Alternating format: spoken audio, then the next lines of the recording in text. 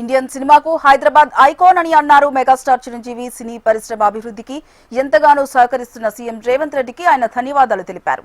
ప్రభుత్వం ఎలాంటి ఆదేశాలు ఇచ్చినా సరే సహకరించడానికి సినీ రంగం సిద్ధంగా ఉందన్నారు చిరంజీవి. ఏపీ ప్రభుత్వం కూడా సినీ రంగాన్ని ప్రోత్సహించాలని కోరారు. గౌరవించబడతారు. అక్కడ రాష్ట్రం, దేశం, ఆ రాజ్యం సుభిక్షంగా ఉంటుందన్నది నానుడి.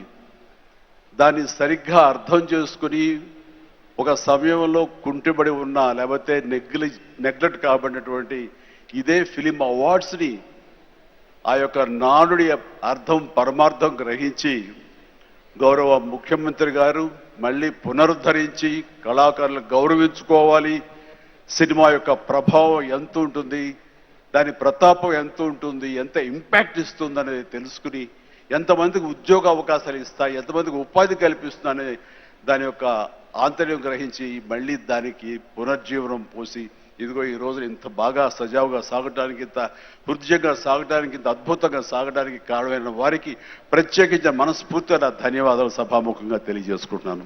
ఈ మధ్యకాలంలో గ్లోబల్ సమ్మిట్ జరిగినప్పుడు అందులో కూడా అంతర్భాగంగా ప్రత్యేకించి సినిమాకి వారు అవకాశం కల్పించి వారిని ఆహ్వానించి మంచి చెడ్డల గురించి తర్కించి చర్చించి దానికి కావలసినటువంటి సదుపాయాలు మీరు ముందుకు రండి, ప్రభుత్వం మీ అండదండలు అందిస్తుంది, ఇది ఈ రోజున పెద్ద ఎత్తున మనం సినిమాకి పెద్దపీట వేయాలి అంటూ వారు ప్రత్యేకించి సినిమాకి ఇస్తున్న ప్రాముఖ్యతకి మనందరం నిజంగా ఆయనకి ఎంతో రుణపడి ఉన్నాం. ఈ రోజున మన పేరు ప్రఖ్యాతులు కూడా తీసుకోవచ్చు. ఎక్కడ సరే ఇప్పుడు హాలీవుడ్ అంటే మనం ఒక అగ్రరాజ్యం గుర్తుకొస్తుంది. అలాగే ఇండియన్ సినిమా అంటే ఈ రోజున హైదరాబాద్, తెలంగాణ గుర్తుకు రావాలన్న ముఖ్య ఉద్దేశంతో మన ముఖ్యమంత్రిగా చేపట్టే బృహత్ కార్యక్రమానికి మనందరం చేదోడుగా ఉంటామని, ఇండస్ట్రీ మీ వైపు ఉంటుందని మనస్ఫూర్తిగా ఈ సందర్భంగా నేను తెలియజేస్తూ, మీరు ఎలాంటి ఆర్డర్స్ ఇచ్చినా సరే శిరసా వహిస్తూ ముందుకు తీసుకువెళ్తామని సందర్భంగా మీకు తెలియజేస్తాను. సార్, ఇక్కడ సందర్భం అసందర్భం అని తెలియదు కానీ మన పక్క రాష్ట్రం అయినటువంటి మనో తెలుగు రాష్ట్రం ఈ కళాకారుల పట్ల, ఈ సినిమాల పట్ల వాళ్ళని ఉత్సాహపరిచే దాని విధానంలో కొంచెం వెనకంజ వేస్తే ఉందనుకుంటున్నాను. కాబట్టి సినిమా వాళ్ళకి అతి దగ్గరగా ఉన్నటువంటి ముఖ్యమంత్రి గారు నారా చంద్రబాబు నాయుడు గారు, ఆయన కూడా దీన్ని ఇన్స్పిరేషన్గా తీసుకుని మరింత ప్రోత్సహిస్తే కనుక మీరు ఇచ్చే ఉత్సాహంతో ఎంతోమంది యంగ్స్టర్స్ ఈ రోజున మరిన్ని సినిమాలు చేస్తారు. ఆ సినిమా రెవెన్యూ కూడా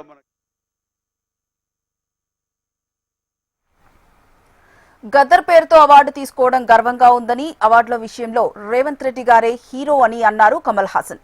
16 ఏళ్ల వయసులోనే హైదరాబాద్ కు వచ్చానన్న ఆయన హైదరాబాద్ తో తనకు 45 ఏళ్ల అనుబంధం ఉందని చెప్పారు. ఏఎన్ఆర్ సినిమాకు అసిస్టెంట్ డైరెక్టర్ గా పనిచేస్తానని గుర్తు చేసుకున్నారు. టాలీవుడ్, కోలీవుడ్, బాలీవుడ్, శాండిల్వుడ్ కాదని మనది ఇండియన్ సినిమా అని అన్నారు Kamal Haasan. I am working in Hyderabad appunnunchi from when I was 16. ఎందరో మహానుభావులు అందరికీ ఉగాది శుభాకాంక్షలు.